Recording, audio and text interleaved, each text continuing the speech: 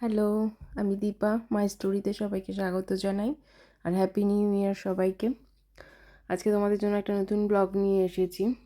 December মাসের লাস্টের দিকে আমরা গুয়াহাটি গিয়েছিলাম, গুয়াহাটি প্লাস শিলং গিয়েছিলাম। তো সেই ব্লগ নিয়ে আজকে চলে এসেছি। আমরা ডানকুনি থেকে গুয়াহাটি এক্সপ্রেস ট্রেনটা ধরেছিলাম, ব্যাঙ্গালোর টু গুয়াহাটি এক্সপ্রেস। আমাদের ট্রেনটা অনেকটাই লেট ছিল, 9:30টায় টাইম ছিল। সেই ট্রেন এসেছে 2:30টা।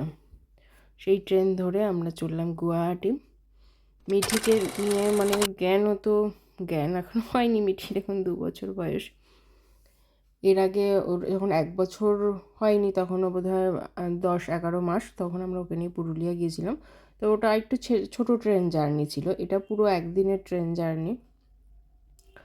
তো ট্রেনেও ভালোই মজা করেছে, মাঝে মাঝে সিট থেকে নেমে এদিক ওদিক সবার সাথে আলাপ সেরে নিয়েছে। ও দেখছে কোথায় যাচ্ছে, জানলা দিয়ে দেখছে সবাই যেন ছুটছে, কোথায় সবাই ছুটছে সবই ও দেখছে। ভালো মজা করেছে।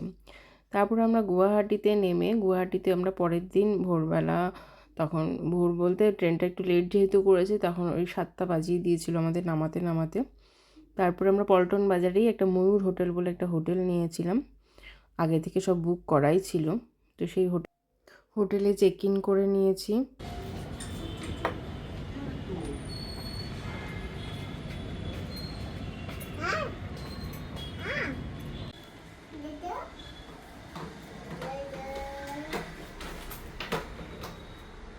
মিঠি ল্যান্ডফোন পেয়ে দাদাকে ফোন করে বলছে দাদা দাদা। যাই হোক, আমরা ব্রেকফাস্ট সেরে এসেছি রুপটপ থেকে। ওদের রুপটপে একটা ভালো রেস্টুরেন্ট দেখলাম, বেশ সুন্দর লাগছিল। সেখান থেকে আমরা ব্রেকফাস্ট সেরে এলাম।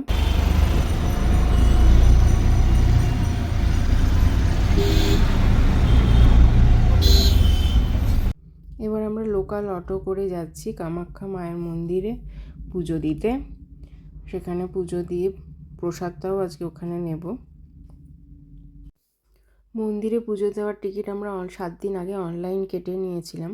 7 দিন আগে রাত্রি 12টার সময় টিকিটটা ওপেন হয়, 7 দিন পরের টিকিট। তো সেটা সঙ্গে সঙ্গে অনলাইনে কেটে নিতে হয়, সেটা আমরা কেটে নিয়েছি।